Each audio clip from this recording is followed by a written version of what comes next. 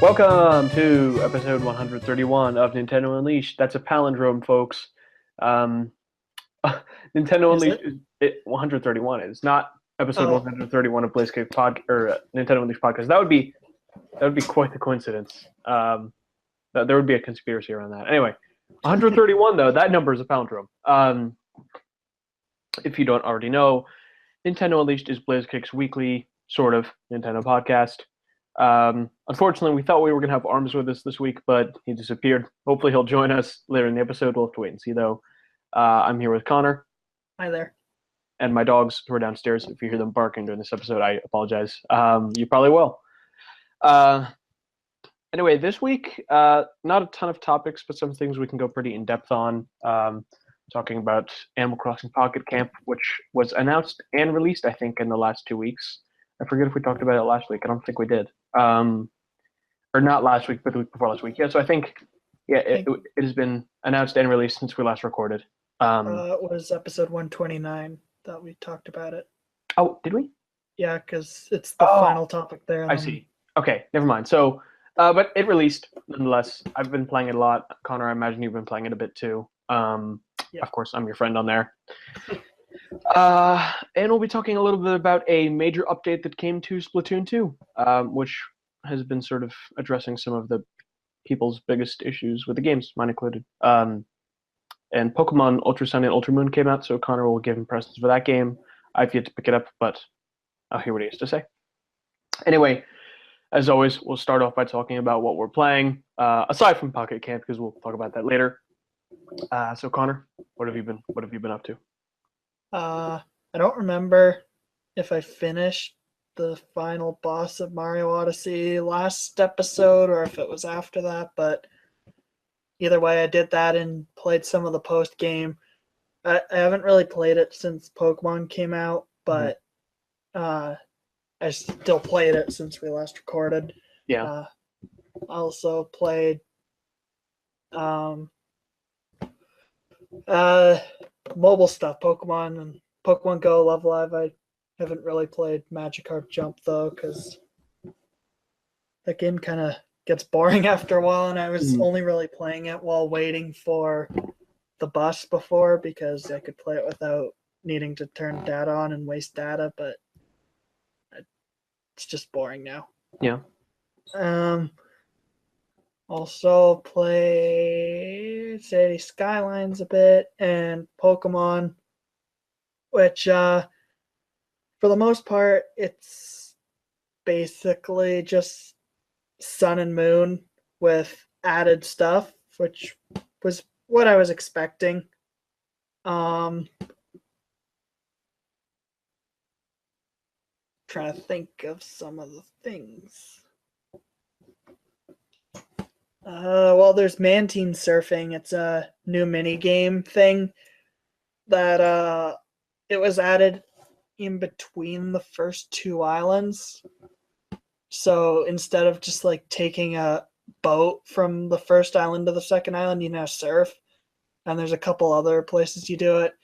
You do like these cool trick things, which are kind of weird. Like for one of the tricks, it's just push the circle pad to the right 3 times, and then another trick is just push the circle pad to the left 3 times. So it's not really a thing or like totally interesting, and it gets kind of boring because it lasts a little too long. But Are there any callbacks to the Surfing Pikachu? no, but apparently Pikachu can learn surf in this game just by TM. So Well, there you go. yeah. A few of the totem Pokemon have changed. Like Wishy-Washy was replaced with the I forget his name, the spider guy. I couldn't tell you, but It evolved from Dewpider, I know that. But whatever. And a couple of the trials have changed up a bit, like the electric one, instead of being a stupid quiz show. I don't know why the electric gym / trials are always something stupid. Like in the original games, there's that stupid digging through trash gym, and then they were okay for a while, but then in X and Y, it was a quiz show, and then again in Sun and Moon, it was a quiz show. Oh, and Black 2 and White 2, it was just walking down a fashion show runway. But in this game, yeah, it's like a puzzle where you have to like complete circuits with Charge-a-Bug. It's not really that complicated, but it's fun, I guess. But yeah, for the most part, it's mostly the same game, just with added things. I've also found it a lot harder for some reason than the main game. Yeah, I'd heard about that. I'd heard specifically some of the totem Pokemon. I don't know if you can attest to that, but I heard that. Yeah, for the fire trial, I ended up having to catch a Starmie and just grind it up to be able to beat that. Although that was mostly because at that point, all I had was an Inkay and whatever Datrix. That's it. Rowlet's evolution. So they were both weak to the Totem Marowak because Ghost Fire. But then for the electric one as well, I ended up having to grind a bit. And for the ghost one, which I think is the only one aside from the first that didn't change, it's still just Mimikyu, which is good. I also had to grind. So I've kept the experience share off this game though. Whereas last time I had it on, but last time I was also just rotating between like a team of 12 instead of having a set team of 6. And this time I just have a set team of 6. But yeah, I keep having to grind, which is weird for a Pokemon game. I don't know the last time I've actually had to grind.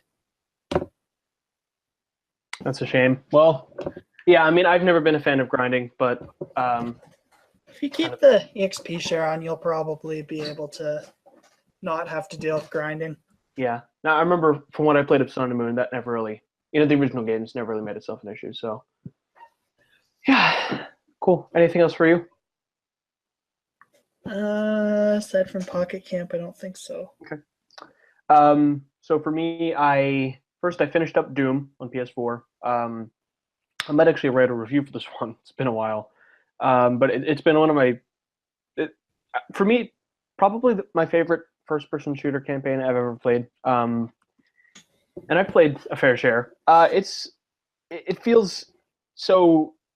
It just ditches so many of the annoying traits in newer entries in the genre, and it's just pure fun. For me, a highlight would definitely be the boss battles, because again, in a lot of these modern games, modern shooters, they kind of have poor excuses for boss battles, where it'll just be like you shoot this guy a couple times and he's dead. This actually feels like a classic boss battle with like patterns you have to memorize and like different phases and stuff like that. It just feels like a really just well-made game. Soundtrack is fantastic. Haven't actually tried the multiplayer, but the campaign was just so good that I don't even feel like I have to bother. And unlike a lot of shooters where I feel like you sort of just use one weapon, the campaign really encourages you to use all of weapons. It does that a couple ways. One, there are certain weapons that are so powerful that you're not going to waste ammo on them for like smaller guys. So you're going on to switch to guns with more like expendable ammo for the smaller guys. Additionally, every weapon sort of has ways it can be upgraded, which are actually really fun to use. So just a really fun game, encourages you to play in different ways. And I might even pick it up again on Switch at some point to replay, just because I loved it that much. I have also been continuing my golf story adventure. This game continues to surprise me with how long it is. I expected it to be over a while ago. I don't want to say it's overstaying its welcome, at least not yet anyway, but it's crazy how many things there are to do in this game. I'm still enjoying it. Again, I've never, this was the first time I've purchased a dedicated golf game, but I've actually really been enjoying it, both the golf portions and the non-golf portions. I just did this fun part where it's like you're in this mansion and it's like a murder mystery. So it's very, very diverse in terms of the stuff you're doing. And I'll talk more about this later, but I've also picked Splatoon 2 back up thanks to the update. And of course, Pocket Camp, which we'll talk about shortly. Anyway, just going to dive briefly here into the Nintendo download. Well, actually, maybe not briefly because there are a lot of games here, which is unsurprising. It's sort of been a nonstop flow recently. Uh, Nintendo Mobile, of course, Animal Crossing Pocket Camp is now available in all regions on both iOS and Android. This is kind of a strange release. I don't think this feels like it just kind of came out of nowhere, but Mario plus Rabbids Kingdom Battle Gold Edition, which I guess just contains the season pass and is $80. Kind of, I mean, what's weird is usually you see gold editions like this released alongside the other version, so it's just kind of a bizarre timing. But I guess if you haven't picked a game up yet and you know you're going to want the DLC, go for it. I would personally just try to find the base game for a discounted price personally, and then buy the DLC if you want it, but it's an option, I guess. Resident Evil Revelations and Revelations 2 finally available on Switch starting November 28th.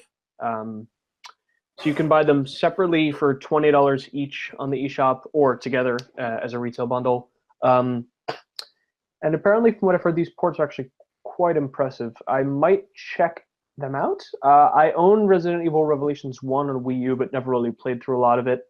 But I feel like, again, in handheld mode, and they have apparently added a lot of motion controls similar to Resident Evil 4 Wii Edition. So probably worth checking out. Sounds like a great port from Capcom. Sort of contrary to their previous efforts on the system. Worms WMD seems kind of steep. It's $30, but it's Worms on Switch. For those unfamiliar with the franchise, it's kind of like a 2D tactical thing with Worms. For me, the heart and soul of this game really lies in the local multiplayer. Just like destroying your friends and messing them up as badly as possible has always been fun. I've never actually owned these games, but I've always tried them on friends' systems. I think I've played them on like maybe PS2 and PS3. So I might check this out. Or I'll probably wait for a discount though. Mantis Burn Racing is a top-down racer which has cross-platform online play. That's I believe the second Switch game to have that after Rocket League. It's coming to Minecraft, but it's not there yet. So if that's a feature that interests you, maybe check this out. I've always kind of been a fan of like the top-down racer style of games, so I might give this a spin. Portal Knights. I kind of almost get a Dragon Quest Builders vibe from this because there's some world building, but also like character classes and battling. Switch version has touchscreen support. Aces of the Luftwaffe Squadron, I guess looks like it's a vertical shooter arcade style. Urnog Unlimited. I've read a lot about this one recently. It's a very puzzle-heavy platformer with a lot of inspiration from Mario 2 USA. So that sounds like it's free. Check it out. Crimson Land is a top-down shooter. Seems like this would just been getting a lot of those, similar to sort of Hotline Miami. Kid Trip is a port of a mobile game. I might want to steer clear of this one. Just play it on your phone. Stick It to the Man. I heard a lot about this one too. This game came to Wii U as an indie title, and it's sort of like a classically styled adventure game with a unique art style and lots of humor. I haven't checked it out, but I've heard great things, so check it out yourself. And a couple Switch demos as well. Nine Parchments, which is from the same studio that brought you the Trine games. Whereas the Trine games were side-scrollers, this one's top-down, so it's kind of similar to almost Diablo. Probably give that demo a spin. I've heard good things. And Slime Song, which apparently is similar to Super Meat Boy. And last but not least, on 3DS, Apollo Justice Ace Attorney finally releasing. It's a $20, I guess you could say, budget release. So for fans of the series, nice to see it's getting continued support there. So through all of that, again, there's a lot going on there. I personally feel inclined to give the pick of the week to Worms. Yeah. Just because, if you've already played Worms, it really isn't too different. Like, you know what you're getting into. But if you haven't played Worms, this is such an entertaining local multiplayer experience. It's definitely one of those friendship ruiner type games in the style of, Mario Party. And it's, there's certainly... I think it's certainly fun to play with people who maybe haven't played in a while. So you're all on an even playing field, because it can be tough to be accurate, but I think the fun, like I said, really comes from just messing with your friends and ruining their plans. So definitely a fun game. Uh, Again, haven't tried it yet, so I'm not sure how well it would work in, say, tabletop mode, but definitely great for the TV. So do check that out. I've heard good things about this version. Anyway, we're going to move into, I guess, some of our more detailed impressions, starting with Animal Crossing Pocket Camp. This is the Animal Crossing mobile game, which we all were unsure was going to come out this year. Over the past year, there's been a lot of talk of like maybe development troubles with this game, but it's finally here. We got a Nintendo Direct, and now it's finally out in all regions. So Connor and I have been playing this. I don't know about you, but I've been playing it every day since it came out. I've been enjoying it quite a bit. I have. I'm playing it right now, actually. Awesome. Let's check. What level am I? Let me pop open this application. What level are you, Connor? 7. 7. I think I'm either 11 or 12. Yeah, I've been enjoying this game pretty thoroughly. I've heard mixed impressions from people. Like, some people are saying there's not enough elements for it to be, an enjoyable Animal Crossing experience. For me, I guess I understand that, Nintendo is not going to want to put the entire Animal Crossing experience on phones because that's going to sort of subtract from the experience on consoles. I think for me, there's just enough here for it to be entertaining. And I was talking earlier with BlazeKick's Tyler, and the one thing I feel like I might want to see added in an update would be, I feel like a museum would be awesome, would add a great sense of completion. I feel like aside from that, but with all the goals there are, it always feels like there's something to do. And, who knows, I may eventually end up running out of stuff, but I just think it's a pretty satisfying loop of, fulfilling requests for villagers and then getting materials and adding your favorite furniture. Some of that furniture will attract more villagers, some won't. I guess one element I haven't done a lot of yet is ordering furniture that you don't necessarily want, but like just for the purpose of getting a villager in there, And then I've been doing that. Yeah, and then like, how does it work? Like, then can you just get rid of the furniture and like they'll stay there? Like, is that how that works? Okay. Yeah, so I'll probably end up doing quite a bit of that. It's like some of the furniture that these guys want is nice, but I don't have you don't have a ton of space to work with in your campground. Obviously, there's quite a bit more space in the trailer, especially once you upgrade it. But yeah, definitely a lot of furniture. Those guys want Tax the Penguin. He wants a drum set, but that doesn't fit well. Mm-hmm. Yeah, like for me, I'm personally developing like a little like a playground almost on the right side of my campsite. So it's like, yeah, I'm gonna need to all that music stuff, but then I'll just get rid of it as soon as he comes because I'm building that playground. I got the jungle gym, I got the swing, I'm gonna get a swinging seat in there. I'm gonna get the half pipe once I unlock that. So it's definitely fun to sort of custom tailor your little space. I have a couch thing, like just on the left side, a bunch of couches. Mm-hmm, same. Yeah, for me, that's the seating area. And they're all facing a lamp. And for some reason, there's always someone that's just standing at the lamp, turning it on and off. Mm-hmm. And then, like, a bunch of villagers are just sitting there watching them turn the light on. Yeah. I've seen a lot of people posting on Twitter, like, some people have these towns where it's just a bunch of lamps all lined up in a row, and like there's just an animal staying in front of each one. So definitely some cultist stuff going on here. Speaking of social media, this game seems to be garnering quite the audience from both longtime Animal Crossing fans and I guess new players and lapsed players alike. I think it certainly strikes a nice balance between Fire Emblem Heroes was free to play, but that's a very niche franchise, which not many people are going to get into. Whereas Mario has this huge brand appeal, but for a lot of people, that $10 price tag was hard to swallow. This is a happy medium, right? It's a more popular franchise, and it's free to play, so it's like a perfect match, It's kind of like Pokemon Go. Yeah, exactly. So I think if Nintendo can nail more experiences like this, it'll do well for them, and I think it's probably doing pretty darn well in Japan too. I know Animal Crossing is big there. So yeah, the only, obviously, in terms of complaints I've seen about this game, I just want to briefly address them because I feel like some of them, I'm not trying to defend this game as the holy grail, but I feel like some of the complaints are unwarranted. I've seen a lot of people complaining about, you have to wait for things to be crafted and wait for trees to regrow fruit, but Uh, I'm just not sure if the people who are saying this have ever played a main series Animal Crossing game because that's kind of the point of the Well, entire you series, right? have to wait for Uh, fruit to regrow in the yeah. main game anyway. Mhm. I mean, and obviously in the main game it's possible to time travel and it's not here. And I get that some people are all about that time traveling life, but that's not really the intended way to play, you know? Like Animal Crossing is a game that you're meant to play for maybe half an hour tops a day and just play it for a long time. And I get that some people want to have like these binging game experiences where they're like, oh, I want to sit down and play 5 hours at a time. But Animal Crossing is just not really suited to that play style. I guess what I could say is if you want to do that play style, feel free to spend money because that'll certainly help you out. But that's just not really how Animal Crossing is meant to be played necessarily. Um, yeah, I mean, look, I've been enjoying the game as a whole.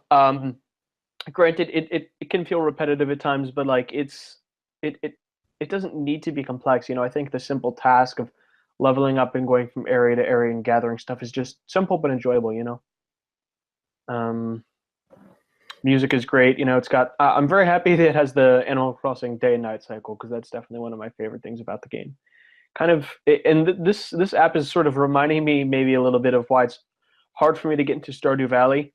Because you know a lot of people compare and contrast the two games. For me, Animal Crossing just has something special um, that makes it so much more appealing for me. And I think the day and night cycle is probably a big part of that. Whereas Stardew Valley, you know, I think it's like 15 minutes is a whole day, so it can just feel kind of stressful. But Animal Crossing is super relaxing, and I love it. Do you have any gripes, or what are your general?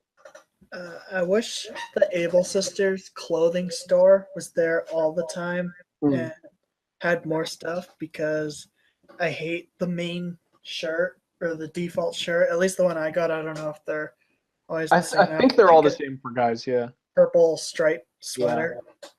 I hate that. And I haven't found a shirt that I like Hmm. yet, but I've What? only actually seen the clothing store twice. Mm. Like right now, Yeah.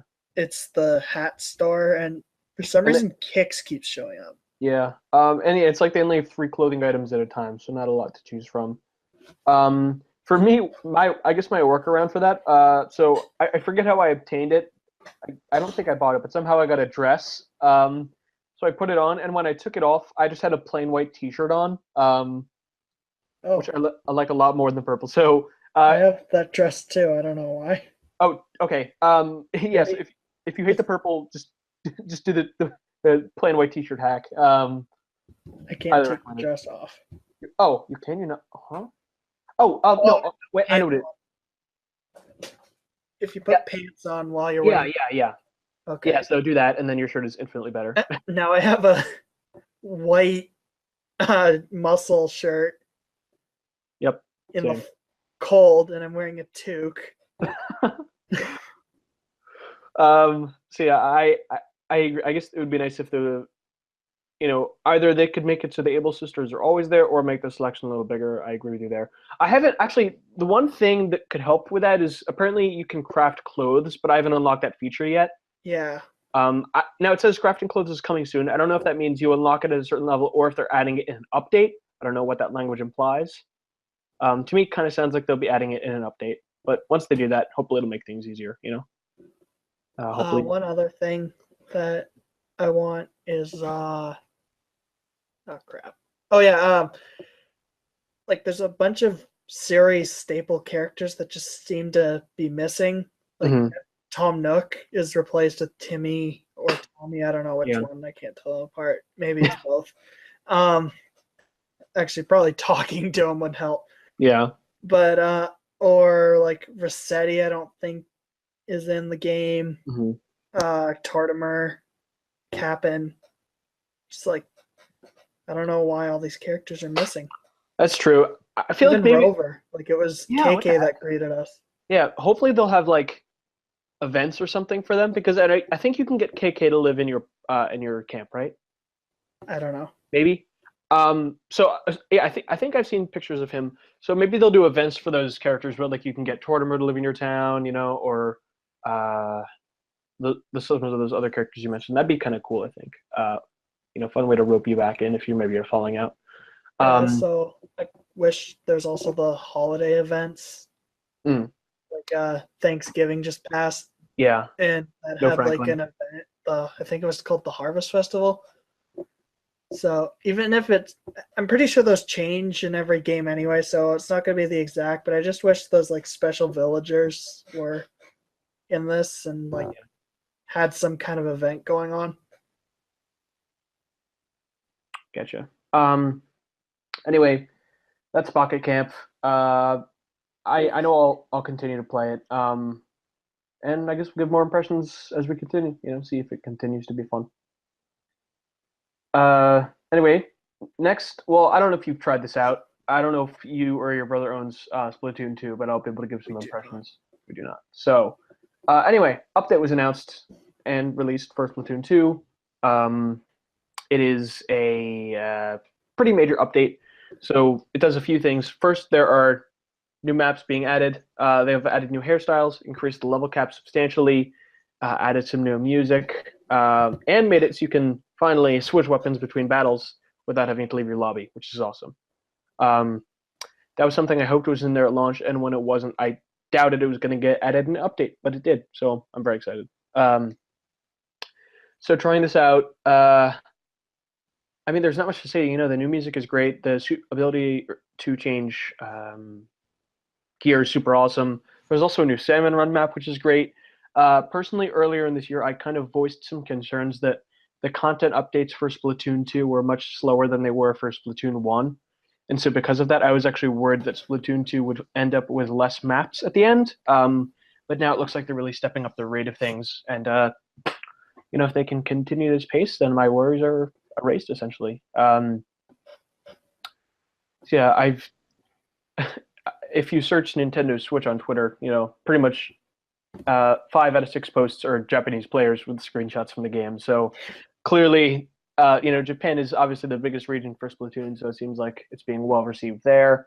I definitely fell out of the game after about a month, but I can see myself getting back into it now with all the new quality of life stuff. New new level cap, even though I'm not even close to 50. For me, the biggest thing is obviously being able to change weapons, and it's always good to see new maps and music. Do you?